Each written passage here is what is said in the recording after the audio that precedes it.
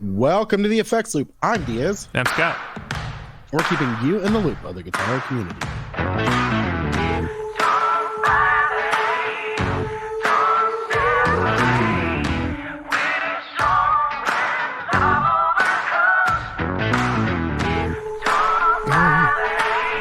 Okie dokie, that's the music. Right there. Still playing that happened.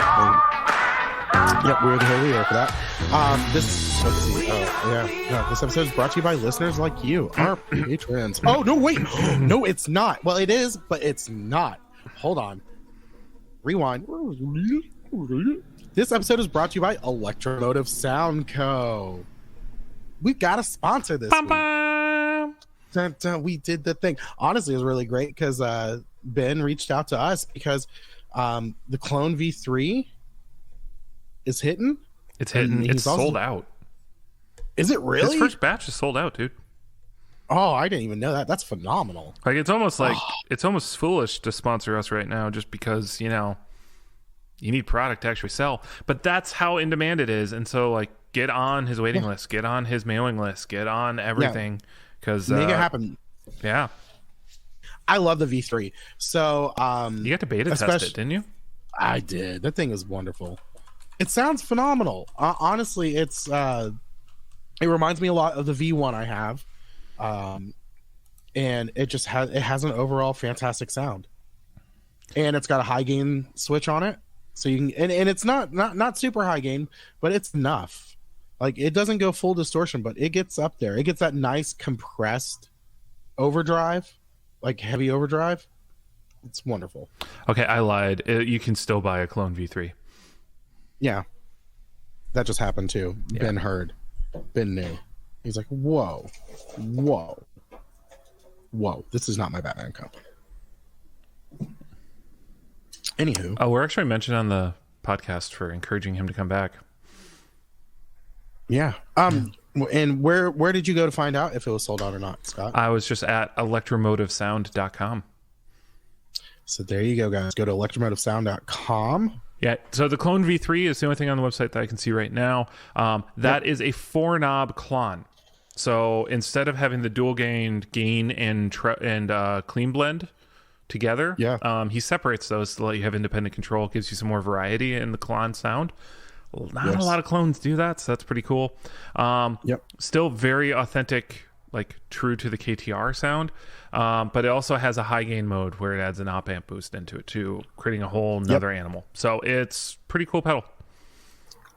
I would highly suggest if you're not, and here's the thing, if you're not a Klon fan, you will still like this. I'm not a huge Klon fan, but I love this pedal. And I wouldn't lie to you during this segment. I'll lie to you about other stuff. And usually it's ignorance. It's not lying. It's ignorance. But I'm not ignorant to this because I have one, and they're so good. So good. All right. Speaking of so good, Scott, what's new with you? So it's funny you mention Electromotive Sound Company because something else just showed up for me from Electromotive that actually predates the sponsorship. So it's kind of funny when he reached out. I was like, oh, I was already going to be talking about you this week. So I got his crazy phaser that I've been wanting for ages. A friend of the show, Will Hugh, was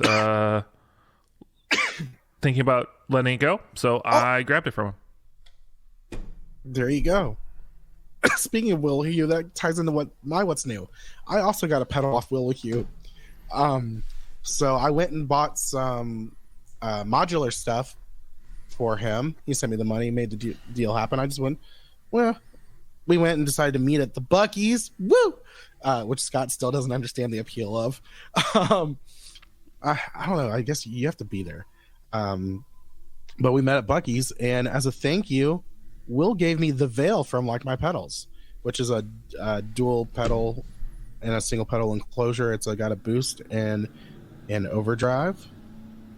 And yeah, I can't wait to test that out. I haven't had a chance to. I've been moving. That's also what's new. I've got a new apartment. New studio.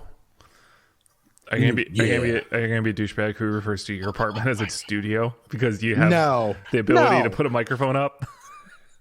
No, that really. If I met someone who's like, "Come to my studio," and it's like I feel like a studio, like in my apartment, I could do a studio if I had a room dedicated towards recording, kind of. It's still a bedroom dedicated to recording. It's okay. It's a home studio. It's a bedroom studio.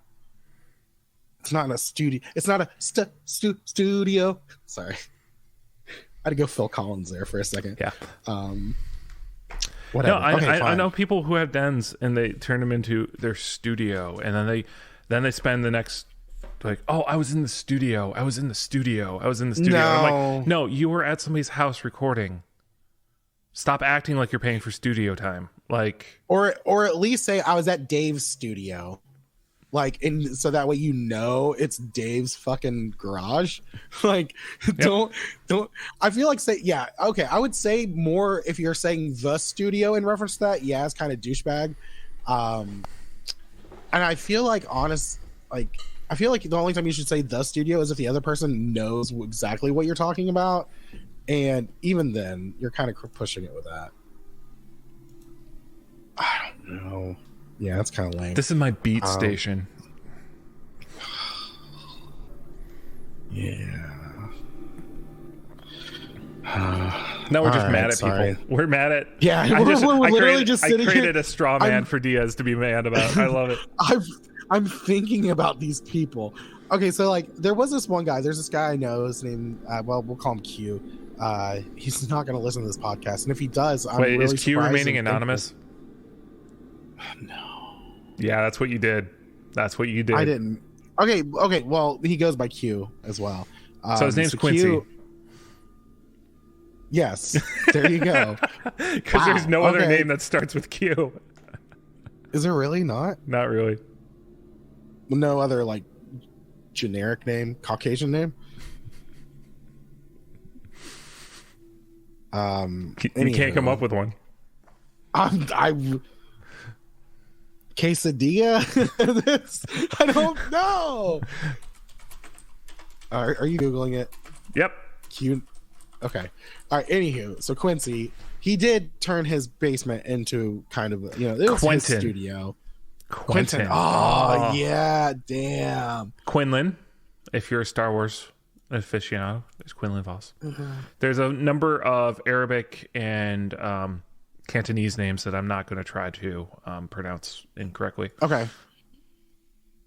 Maybe one of them's like the Steve. Quasimodo, which you should never name a kid. That kid's gotta have scoliosis Quinn, just no matter what. Quinn would be another good one. Oh, that is Why are Q? Why are we doing a segment on Q names? Quimby. That's the episode title. Can name a kid Quimby. Mayor Quimby. Yeah.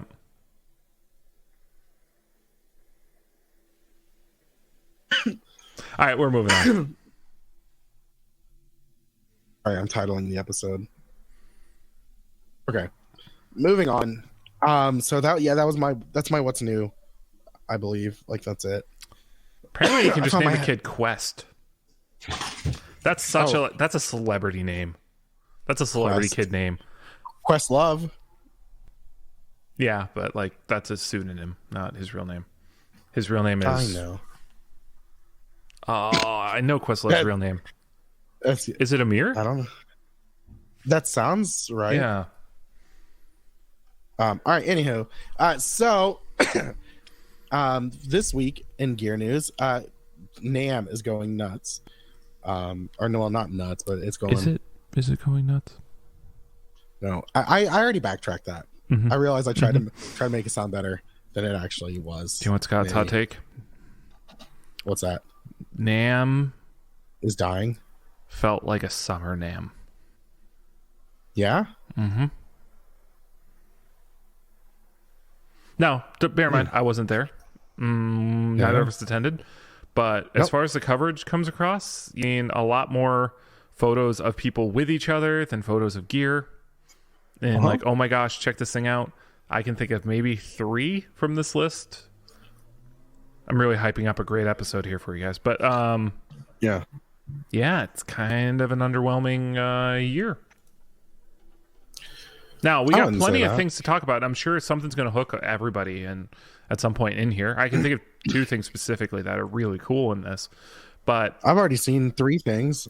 Just scrolling, looking at pictures. all right. But you want to dive in? Are we listening to it? Speed round?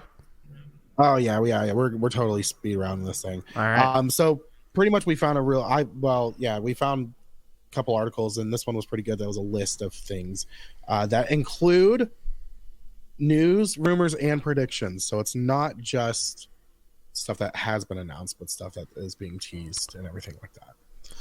So all right, so we'll start with electric guitars. In one of the big innovations of the show, Strandberg has unveiled the Bowden Melora titanium travel guitar that's built to survive just about anything. It's like a You know what it looks like? Do you remember the Yamaha Silence guitars? Yes. Oh, yeah. Or what was that? Oh no, that was a different thing. Yes, that's exactly what it looks like.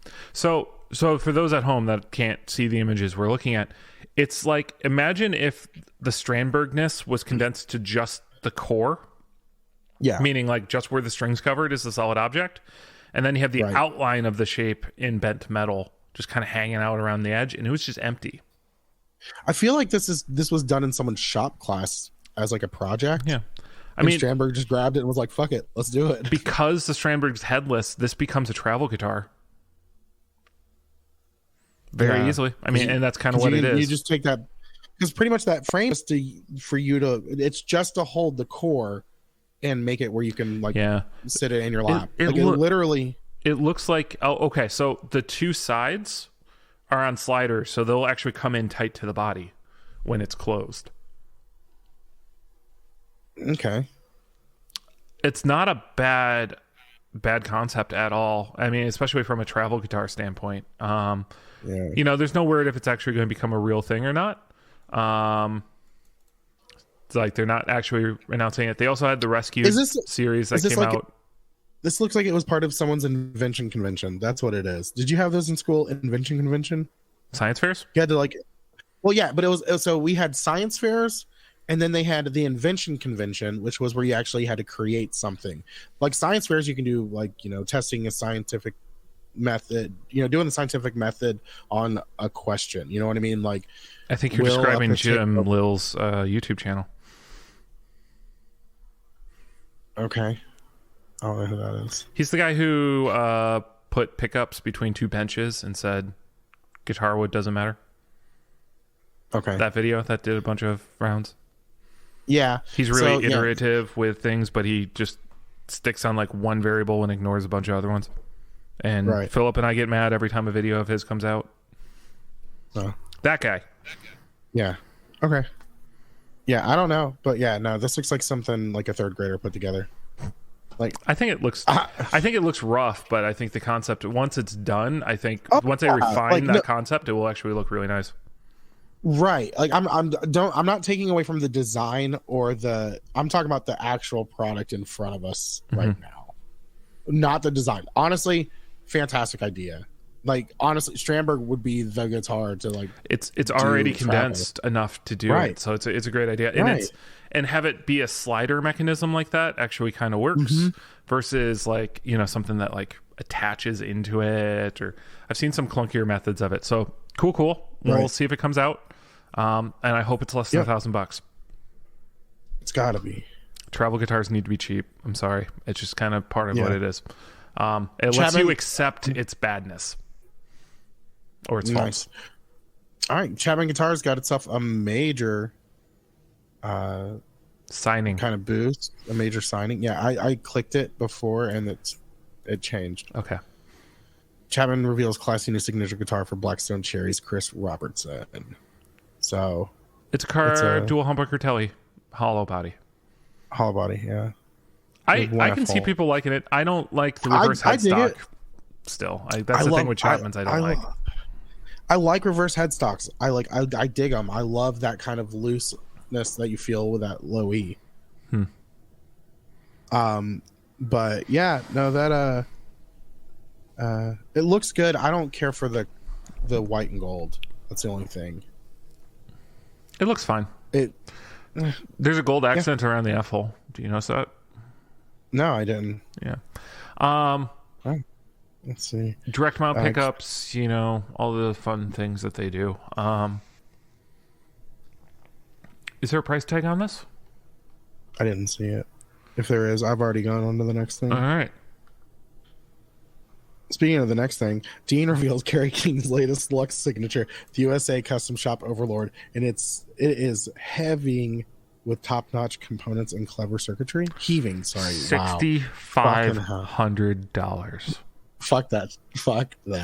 I'm sorry, $6,500 for a Dean. Like, I get it, but anywho, like, what the f? No.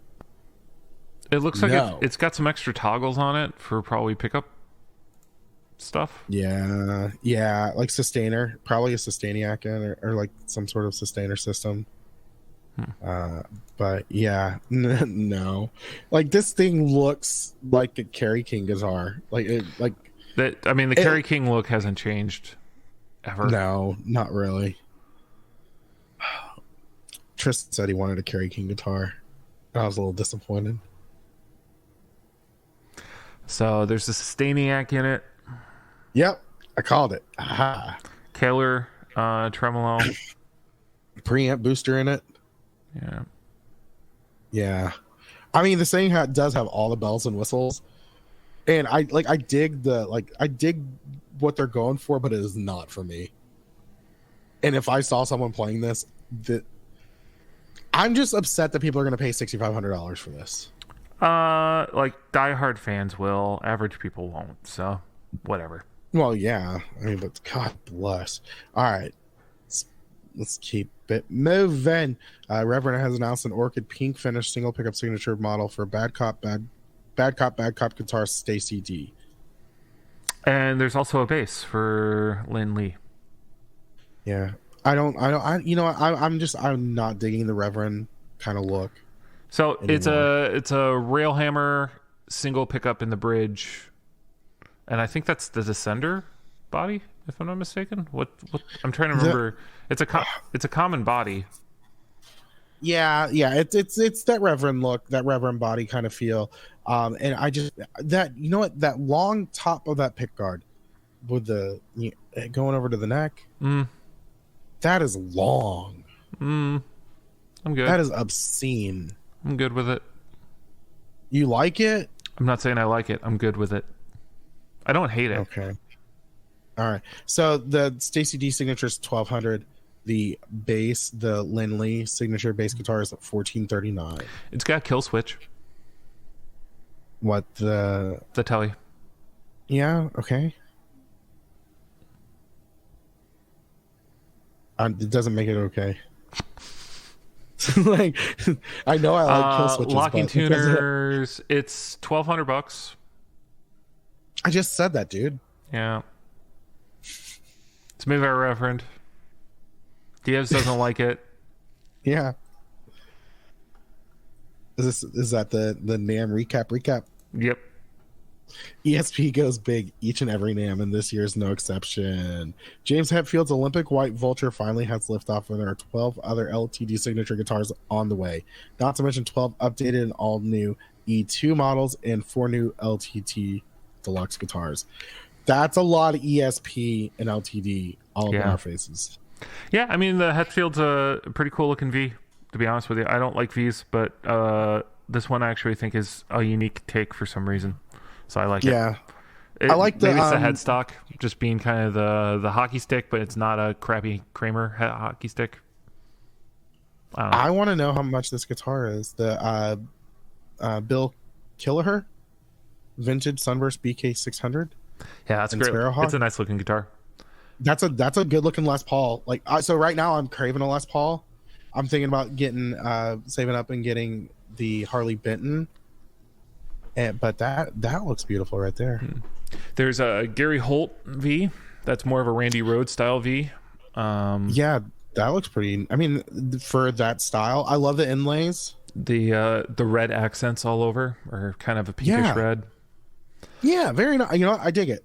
There's the JR V8, which is a 8-string super Strat. Fat Strat, whatever. Wow. What is going on with this? It looks like Eric Johnson's trying to hang out with Tosin Abasi. It's chunky and it's got a locking fluid on it. It is chunky. That is the best way to describe this. Okay. You're like, yeah, it looks like he's hanging out with Tosin Abasi. That's because it's for Javier Reyes, who is the other guitar player in Animals as Leaders. Oh, is it really? Yeah. Okay. And hey, you know what? Hey. At least I called it. Like, I called it pretty good. Like, that's hilarious. I like the inlays on this as well. It's like a double, very tiny. It's like a double line. Yeah, I don't know. I don't know if I like the 12th fret. I don't like the 12th fret going in for some reason. I dig it. I like it. All right. LTD Volsong 200, which looks like their Viper, which is their SG style. Yeah, it's for Lars Fredriksson. Didn't we? Rancid. I think we talked. Did we talk about this? I mean, Rancid has like a new guitar every year too. Yeah. There's an LTD Hex 6 and Hex 200. For Nurgle, the frontman of Polish metal giants Behemoth. More V's. There's what? They're both V's. More V's. Yeah. More V's with LTD, with another different headstock too. Yep. Yeah. LTD SE7607 baritone. So you got a 7-string baritone guitar for Stephen Carpenter of the Deftones. Yeah, I dig this. They're very Deftones. This is very Deftones. It's interesting because it's two pickups, but it's bridge and middle. Yeah. No neck there. No neck. Which on a baritone, do you really need a neck pickup? Yep. Okay, that's the list. We did pretty good. And there's a bunch of other standard models, new finishes, all the fun things. Yeah. But SIGs are what we want to talk about. Yeah. Wow. We did. That did not take as long as I thought it would. Well, it's because we only went through the signatures. We didn't go through the other new E2 models or the LTD Deluxes. All right. We talked about the Surfliner. Okay. Damn it. I was going to be like, hey, Scott, do you remember Guild's uber cool Surfliner? And you'd have been like, yeah. All right. Ernie Ball Music Man has not been busy. Sorry. All right.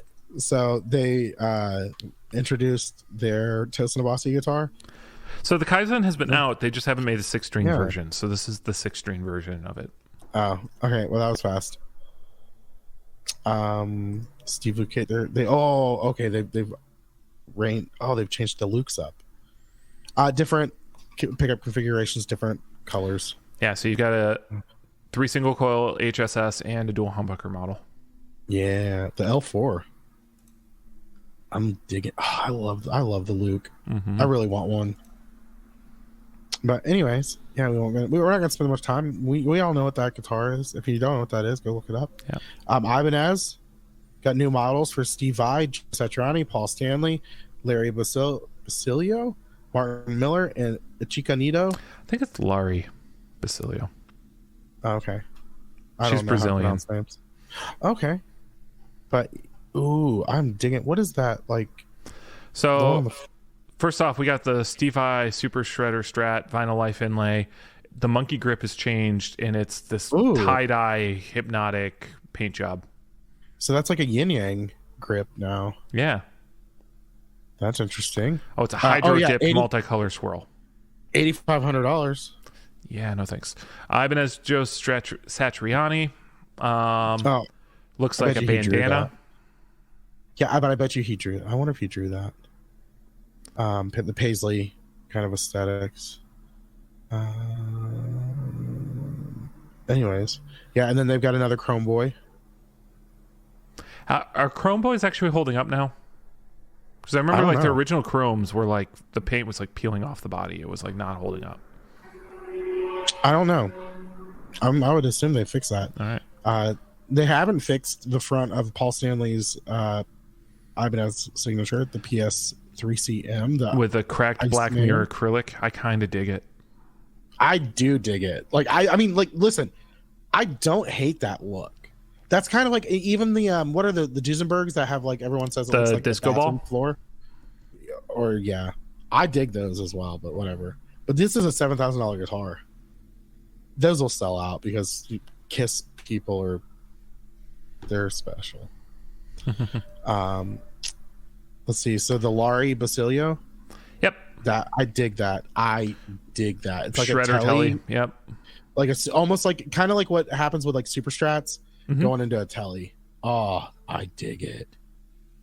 So bad. Signature Seymour 2700. Duncan's has the Dynamix 9 switching system. Oh, this thing is sweet. I bet you that neck feels amazing. Yeah, roasted neck. Yeah. Oh. So her old one was purple. So this one's white with gold hardware. Yeah, I like the middle pickup having the black in it. With still having the gold highlight in it.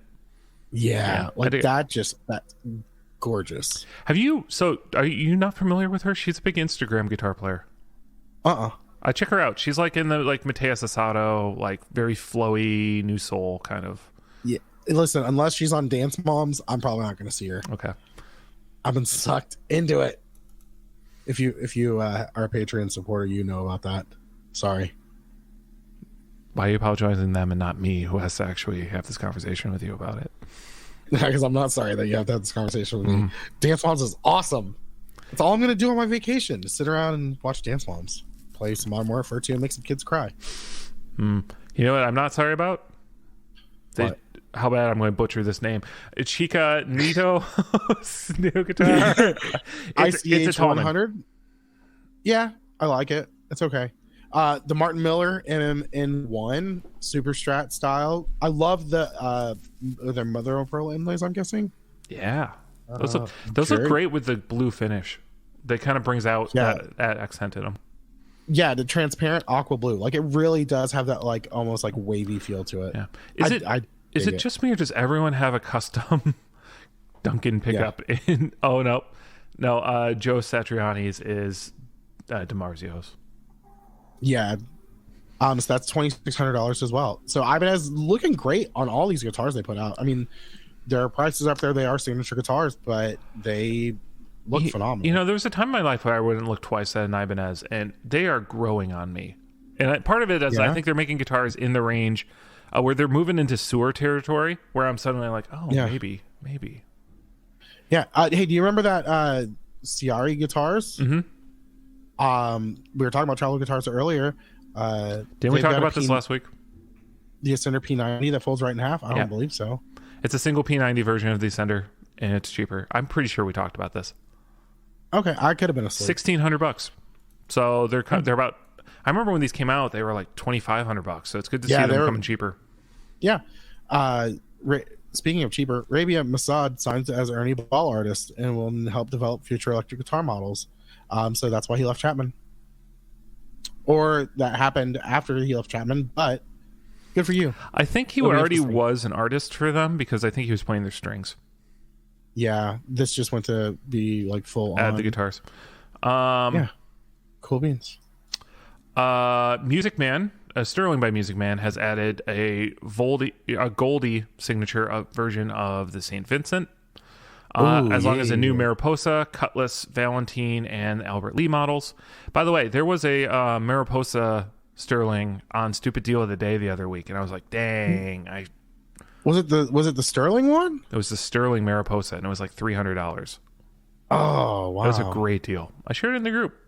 Yeah, I saw it. I didn't.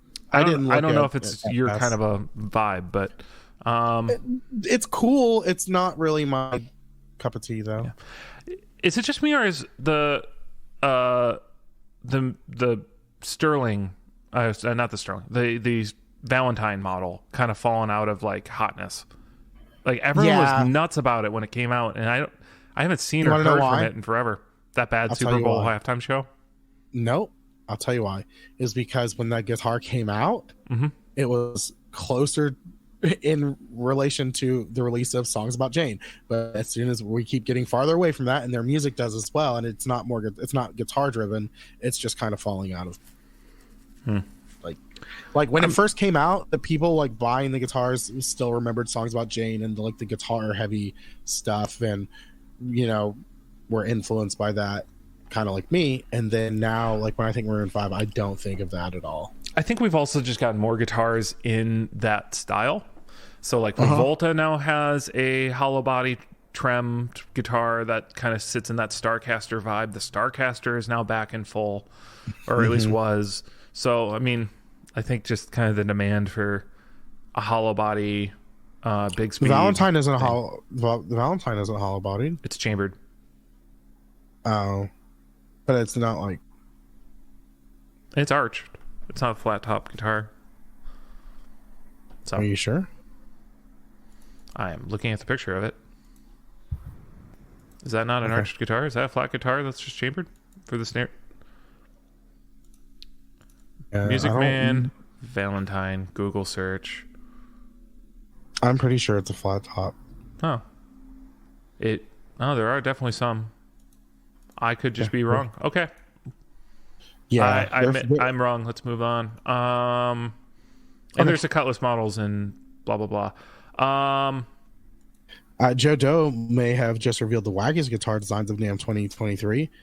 Meet the Gambler, the Hot Rod, and the Gas Jockey. These are interesting. These kind of remind me of something like someone who listens to, what is his name? The Dead Henson? Like that old, rockabilly, ghoul style.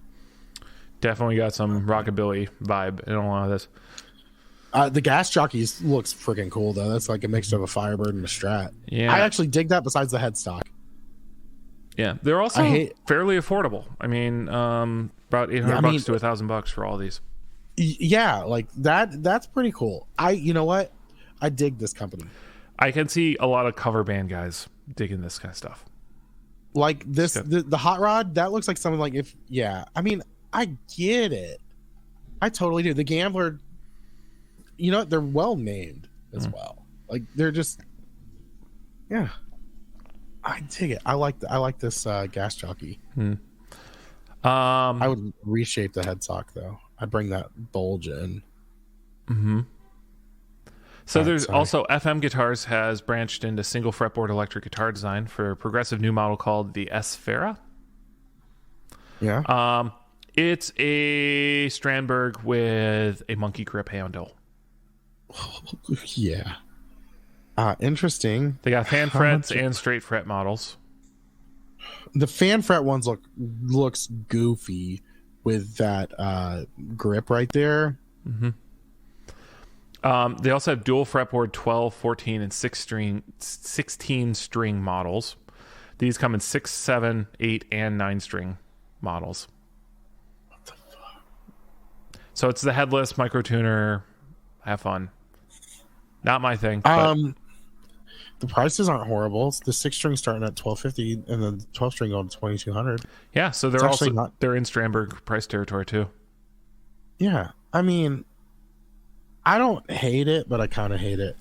Yeah. I think it's cool. It would catch my attention. I'd like to play one. Donner's bolstered its selection of Seeker Series 6 strings by introducing 2 new models: the vintage-inspired DST 600 and the aggressive DST 700. How good do these have to get for you to finally consider playing one? I don't know. Because at $480 to $550, I have a hard time buying a Donner. I just do. Yeah. The name is just so mired in cheapness. The G2 guitars, is that them as well? The one that has the multi-effects thing built into them? Yeah. Yeah. Those are those. Those are like $1,200, aren't they? Yeah. Or $800. I don't know. They're up there. They're expensive. $1,000. They're expensive. And that's everything from the list we haven't covered before for guitars. Yep. Skipping quickly through amps.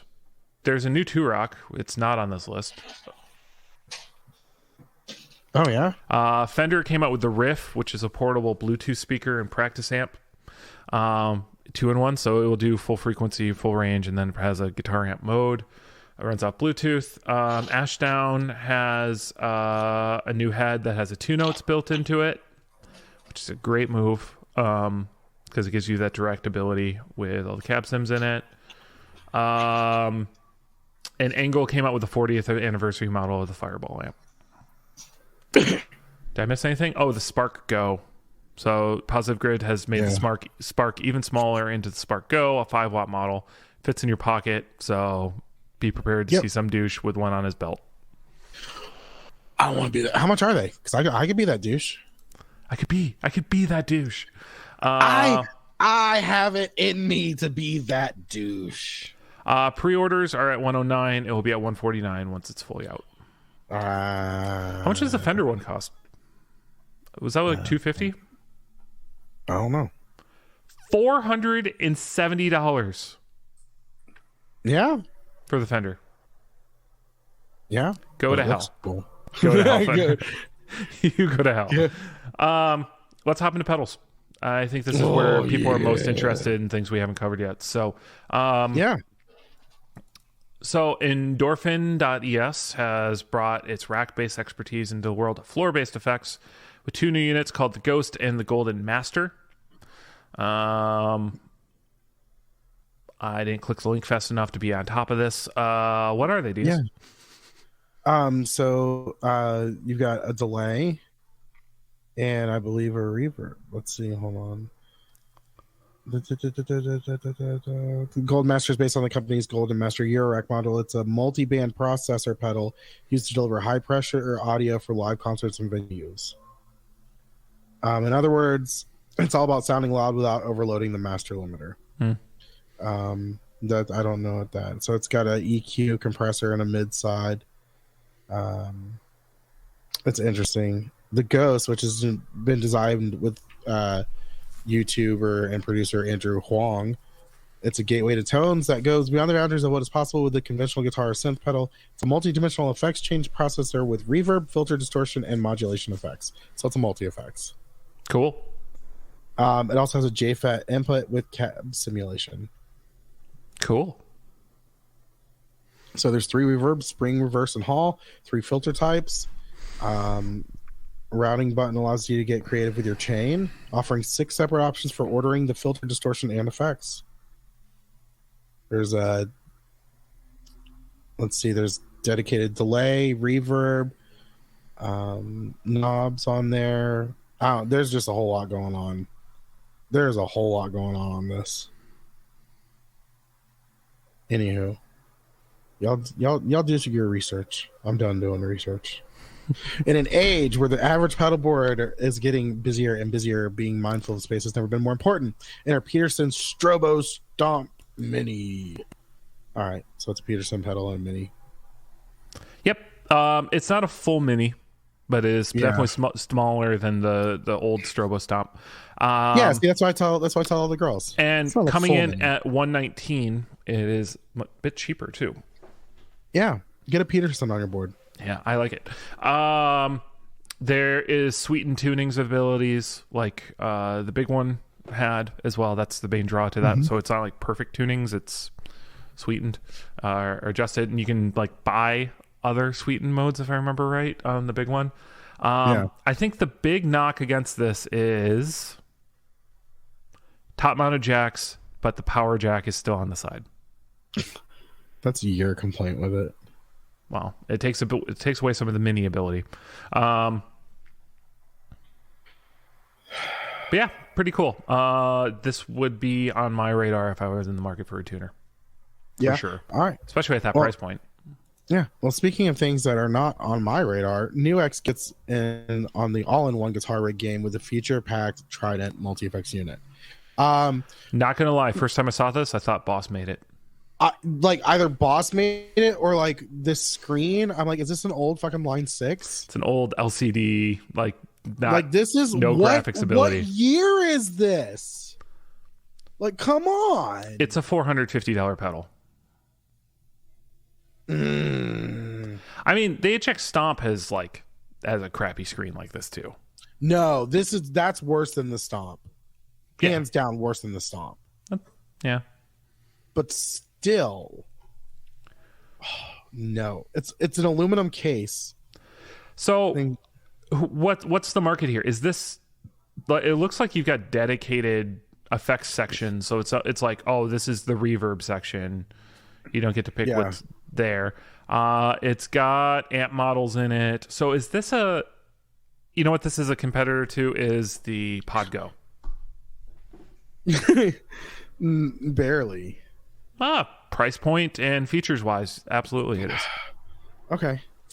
Doesn't have wireless built in like the Podgo wireless, but no, I'm not worried about the wireless. I'm just talking about just in general, like what this thing would have been competitive when it comes to like aesthetics and features like yeah, it looks 20 years ago. It looks 15 years old at this point. Absolutely. That's why I'm asking what year it is. Like, honestly, looking at this, these won't do well because I've already made up my mind that this is not going to sound phenomenal. Well, speaking of what year it is and how it's going to sound phenomenal, T-Rex has come out with an official Benson Echo Rec reproduction. I'm so mad about the price point, but I can understand it. Do we want to repeat the conversation you and I had where you're like, I'm going to buy the T-Rex, but the Echo Rec, and I was like, I replied back with, it's $2,100, and you're like, I'm going to dream of buying. Yeah, I said I'm going to talk about buying a Benson Echo Rec forever. That's what's going to happen. I'm going to talk about, I'm going to buy it. And you even asked, is it going to be like the Replicator where it was like phenomenal? And then it just was underwhelming. I probably would be for $2,100, but honestly, I'd want another one of the Replicators just because it was a cool thing. It was a gimmicky thing, and I loved it. Yeah. So it wasn't practical, is the thing. Yeah, they've already built apparently 500 of them, and they're gonna be millionaires soon. Like. Well, 500 times I know $2,000 is exactly $1 million.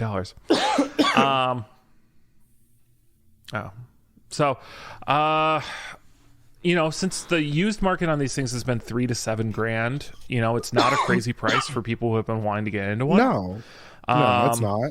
It is the proper like magnetic drum head kind of concept. It has all the right mechanical stuff.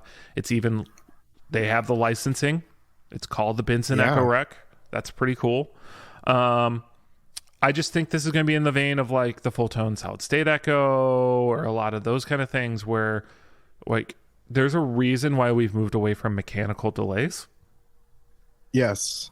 They sound great, but you can't move them and they don't hold up. And so for people who want it in a studio tool, great. This is cool. I think it's cool. If you have one, I'll tell you it's cool. Do not try to bring this places and keep using it. No, this is really this is almost like one of those museum piece things where like it belongs in a museum. Like it's yeah. Did you start this podcast thinking I do an Indiana Jones impression? Because I did not. I did. You know what? Kudos, sir. Yeah, they definitely seem cool. Makes me sad that I'm not upset with them about the price because I could understand. Number one, they're remaking something that like there's a reason why they don't make them anymore, and they're making it's a risk. They're too expensive. Yeah, so like I get the price is legitimate, but I'm just sad that that's what the price has to be. Anywho, and we'll all dream of having one. Yeah, like I want one. I can't use it. I want one. And yeah. So also there's been a possibility that Kernum announced the most versatile fuzz pedal ever created. So its build is the first augmented analog fuzz and comes with a wild card electricity control. I don't know. This thing looks crazy. So it's got an electricity knob. It promises to add an additional layer to guitar tone, spanning octaves to strange harmonics with ring modulation for everything from psychedelia to synth-like textures. Octavia sounds are definitely within reach on this. Yeah. Are these the same people that make the was it Dr. Robert or whatever it's called? I'm not really familiar with this brand. That it looks familiar. Let's see. Because they have the Kernum Ridge. They have. I know we've talked about them before. I know we have. Because, this looks very familiar. So they only have two pedals from the looks of it. Well, we've talked about their other one. They had the Ridge, and now they have the Moho. The Dr. Robert pedals by Acclaim Guitars Drive. Or Acclaim Guitars. No, it's not the same style. So box. It's $390 for a fuzz. MIDI controlled fuzz. That's true. It's got presets and junk in it. And junk. It's got presets and junk. Yeah. It's a pedal. It's got switches and presets and junk. Anyhow, yeah, interesting. I like the look of it. I dig the look. Yeah, you know what I kind of dig the look of? Surprisingly, the new tilt boost from Rev. It's got a vibe. I like it. Yeah, it's a Sean Tubbs collaboration, which I'm kind of curious comparing, because Sean Tubbs did the thing with J Rocket recently too. Did he? So this has a tilt EQ that allows players to adjust bass and treble with one knob. Boost control adds up to 20 dB of extra output. That's normal. There's a drive switch, so you can have a fat clipping sound in the boost or not. 3-position tight switch dials in the low end EQ. Yeah. Pretty low power draw. It's $169. Very affordable. I do like the look of it, though. I like the artwork. It's classy. It works. It's very it's like kind of got a minimal thing, but like, yeah, I like it. Another interesting thing that probably people aren't all after, but actually I think is a pretty cool thing. Fishman has come out with 4 new pedals, and they're kind of mini pedals, but they're not quite mini pedals, specifically designed around acoustic guitars. So you've got two of them have sliders. Yeah. So it brings the Acoustiverb, the Broken Record Looper Sampler, the Pro EQ Mini, and the Pocket Blender. Yeah. So it's not crazy reverb. It's the hint of reverb you need to make it sound good. Mm-hmm. So I think these are great. You can create dual effects chains using TRS cables. Yeah. I know it's not balanced, but it's stereo over TRS. It's actually one of those things. I remember when Taylor first came out with the ES system. That's a balanced output. You can use a TRS cable out of it to run it. You don't need a direct box with the early Taylor guitars. I thought there was going to be a round of balanced TRS pedals as a result, especially a tuner that could do an XLR in or something like that. And it just never came. And so, anyway, I digress. These are very affordable, around $120. All of them, except for the blender, is $89. So, pretty cool. Speaking of pretty cool, Universal Audio debuted 3 new UA effects pedals, taking on the Space Echo, classic compressors, and the greatest hits of reverb and delay. So you've got the Galaxy, the Max, and the Delverb. I want to spend a little bit of time here. Okay. So we got the tape echo and reverb. Yeah. So that's your Roland Space Echo. Yeah. It does exactly that. The Galaxy 74, yeah. You can do 1, 2, or 3 heads to get the multi-head sound. Pretty cool. But where I kind of want to talk about the interesting part is the compressor. I know this is like the most boring topic ever.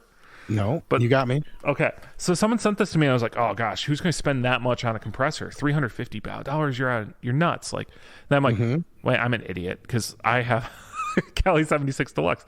I forgot how expensive those are and how popular they are. So it actually fits in the market. This does an 1176, which is what the Cali 76 does. It does a Dynacomp and an LA2A. Yeah. All in one package at the same price. And it's digital compression instead of analog compression, right? Like, these are all digital pedals. So this might be the first digital compressor I can think of, which is just interesting.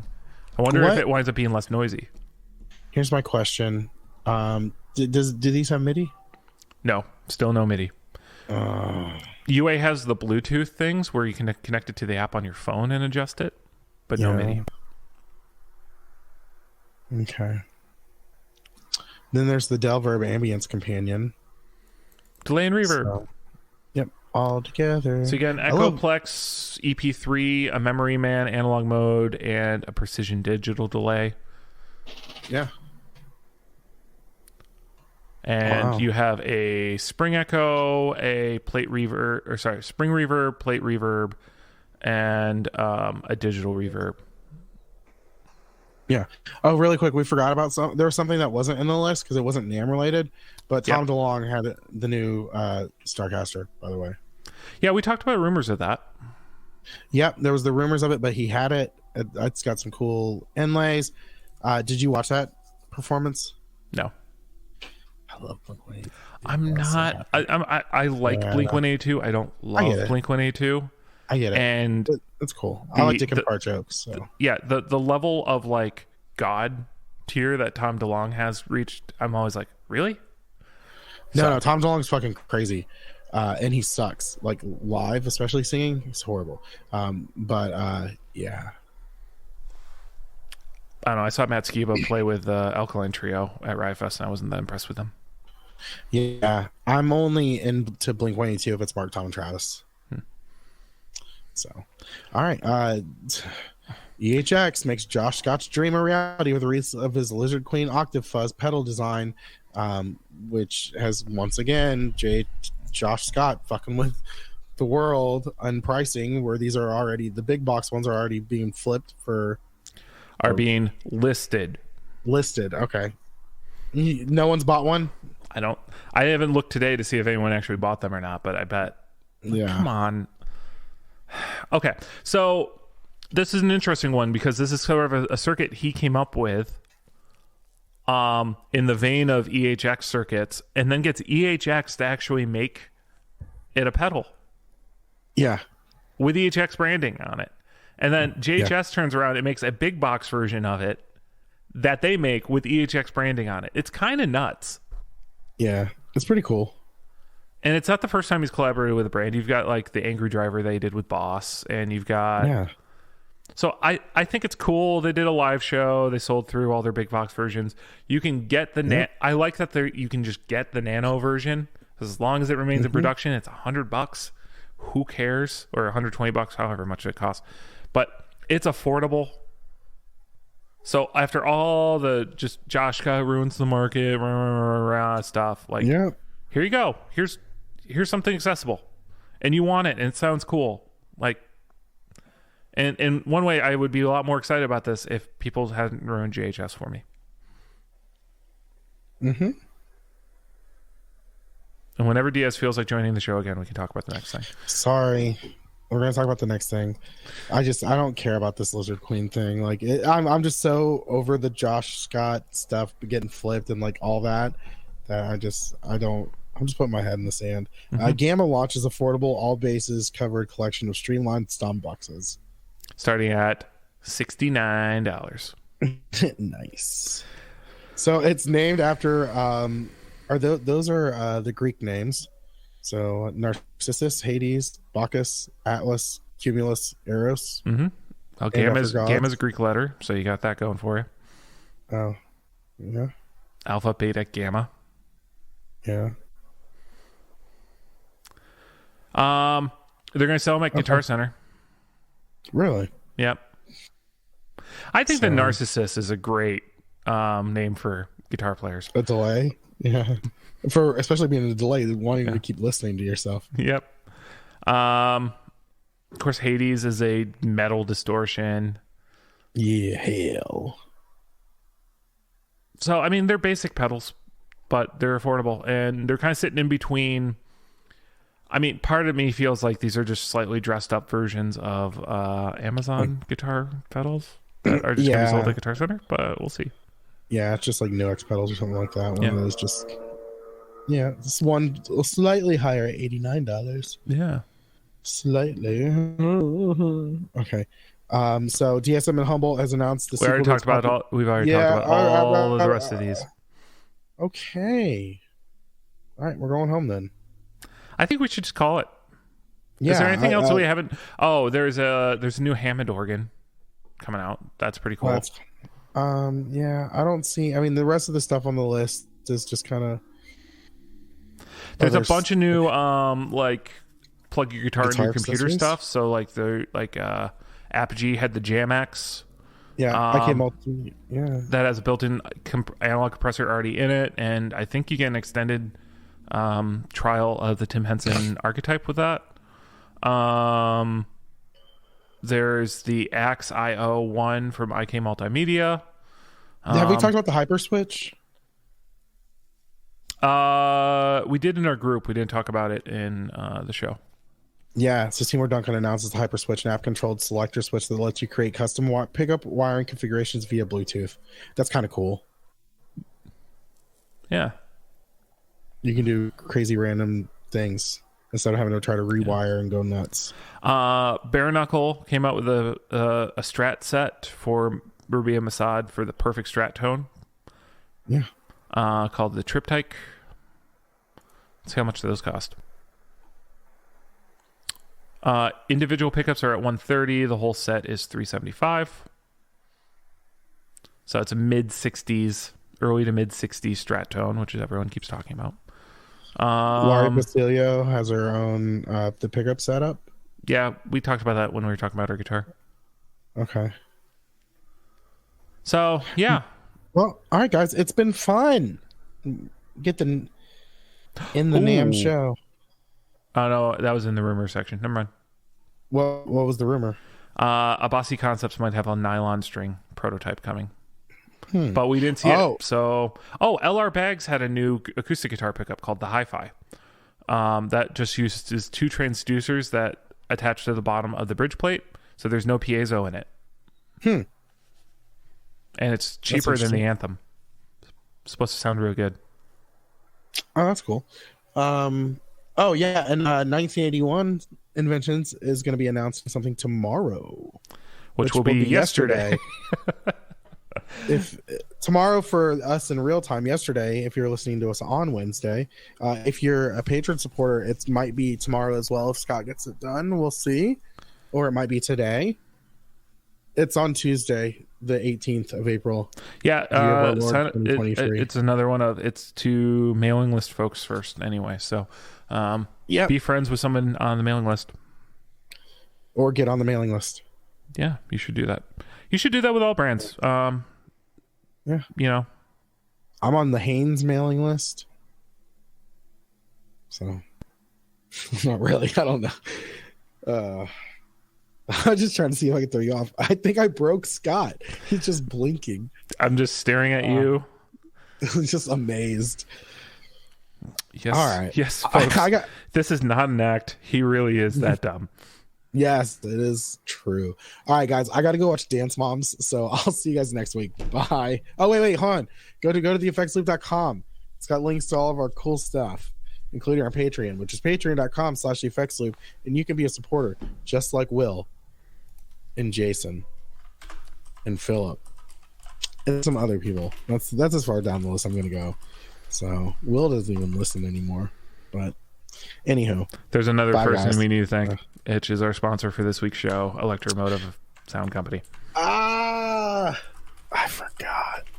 It's been so long since we've had a sponsor. Thank you, our sponsor, Electromotive Sound Company. We love you.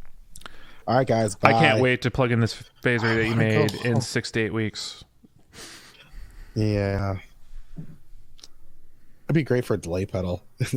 Just you play a note and in 6 to 8 weeks you get to hear it. All my pedals are delay pedals. I buy them, and then there's a delay until I actually play them. The DHL delay? Oh my god! It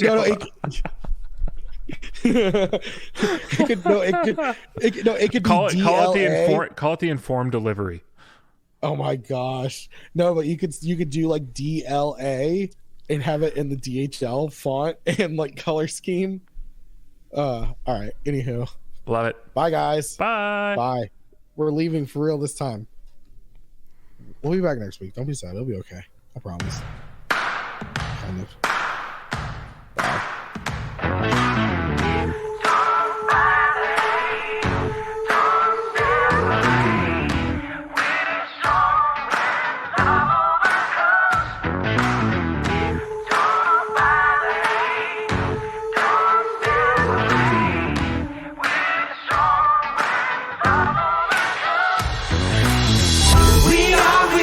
We are strong.